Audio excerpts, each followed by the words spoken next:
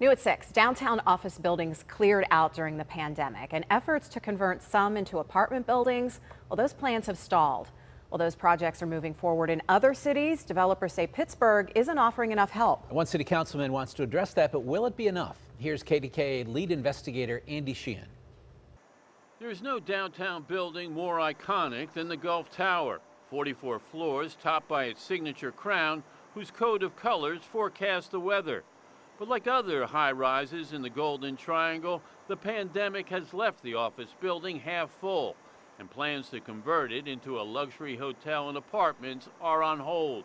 Myself and any other developer that I know of is not going to do a project if we can't pencil it out, if it makes no fiscal sense to do it. We're not going to lose money on a deal. There are more than a dozen downtown building owners looking to convert them to residential.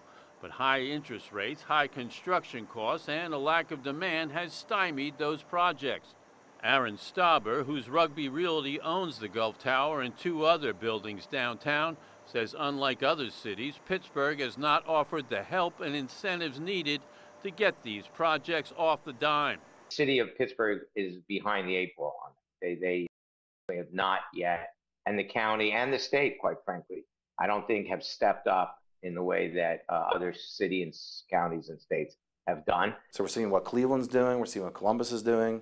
We need to be competitive at the city of Pittsburgh. Currently, the city is offering what developers call a small tax abatement in return for the inclusion of affordable housing in their residential conversion projects, not big enough to make those projects profitable.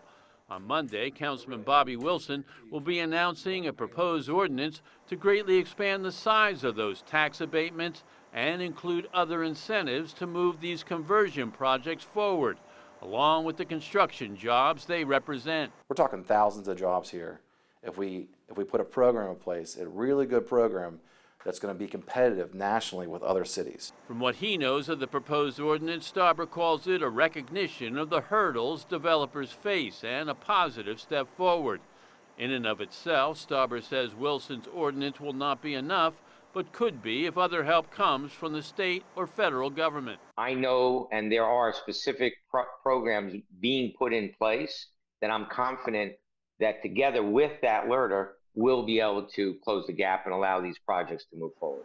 Converting these buildings are massive projects requiring tens of millions of dollars. But for now, this project and about a dozen others are on hold, waiting for the help they say they need to move forward.